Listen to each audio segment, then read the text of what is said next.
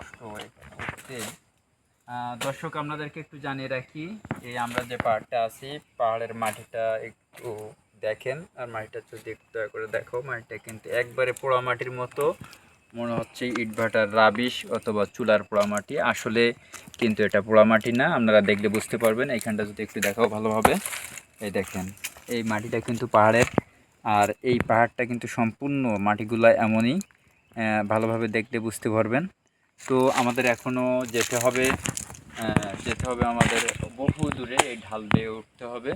তো সাথেই থাকবেন, আপনারা অনেক কিছু দেখতে পাবেন। আর পাহাড়ের সবচেয়ে বিষয় হলো মাটির সাথে কিন্তু, এই যে মাটির সাথে কিন্তু গাছের একটা মিল আছে, যে রঙটা।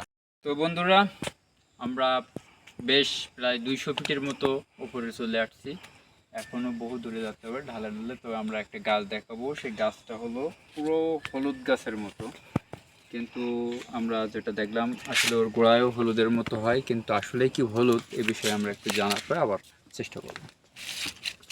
আচ্ছা, এটা এটা কি গাছ? সটি গাছ। এটা কি খায় কোনো? খায়। ওর গোড়ার ওই যে হলুদ না, এটা সাদা বালি হবো, এটা ঘষলে।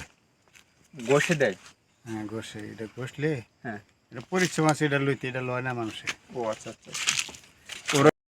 আমরা যেটা বলছিলাম যে আমাদের যে হলুদ গাছের মতো দেখতে, আবার গোড়ায়ও যে গাছের গোড়ায় যে হলুদের মতো ঠিক সেম হয়ে আছে, কিন্তু আমরা এখানে যে কথা বলে স্থানীয়দের সাথে জানতে পারি যে এটা আসলে হলুদ গাছ না। তবে এই বিষয়টা আমরা উঠাই একটু দেখাই দিব, সেটা একটু আপনারা দেখবেন যে এটা আসলেই হলুদ না, কিন্তু হলুদের মতো। যদি ক্যামেরাটাই যদি একটু কাছাকাছি নিয়ে আসতো তাহলে আর ভালো হবে। তো দেখেন, এই কিন্তু গাছের গোড়ায়, এটা খুবই একটা উপকারী, দেখতে হলুদের মতো। যদি একটু ক্যামেরাটা যদি জুম করে যদি দেখাও তাহলে আরও ভালো হয়। এটা আমি পুরোটা করতে পারছি না, এখানে আবার সাপের ভয়ও আছে, তো কষ্ট করি। এই যে দেখেন, এটা কিন্তু হলুদের মতো দেখতে, কিন্তু হলুদ না, রঙটা কিন্তু সাদা। এটার বলে হলো সটি গাছ বলে এটা। তবে খাইতে বেশ মজা, এবং এটা কিন্তু কাঁচা খাওয়া যাবে না, বিভিন্ন মাংসের সাথে বা মাছের সাথে রান্না করতে হয়। আর এটা আদার মতো বেটে ঘিষে আপনার পছন্দের মাংসের সাথে দিলে খুবই সুস্বাদু হয়। তবে এটা খেতে গেলে কিছু কষ্ট করা লাগবে, যেমন ফিস্টি হবে, এটা গাছ থেকে ওঠাতে হবে। আর এই অঞ্চলে বিশেষ করে পাহাড়ের আশপাশে বহু এই সটি গাছ বলে, যেটা এখানের গ্রাম্য ভাষা।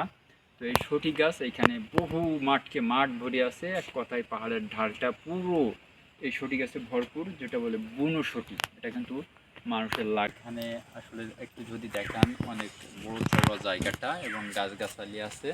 তো এইখানটাতে একটা সমস্যা, এখানে প্রচুর সাপ এবং বুনো হাতির চাপ আছে, যেটা আমরা জানতে পারি। এখানে আমাদের ততটা সময় নেওয়া ঠিক হবে না।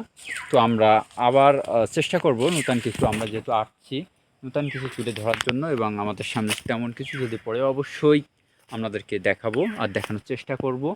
তো বন্ধুরা, বলতে না বলতেই আমাদের সামনে পড়ে গেল ভয়ঙ্কর একটা দৃশ্য।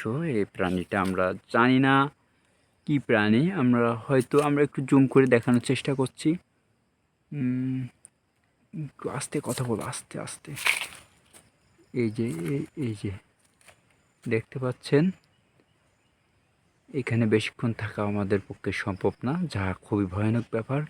আমরা আমাদের নিরাপত্তারও বিষয় আছে, এখানে খুবই ঝুঁকিপূর্ণ। আমাদের এই পাহাড়ে অবস্থান করার আগে থেকে আমাদেরকে স্থানীয়রা জানাইছিল এখানে কিন্তু হিংস্র প্রাণী থাকে। তো আমরা আস্তে করে এখান থেকে কেটে পড়ব।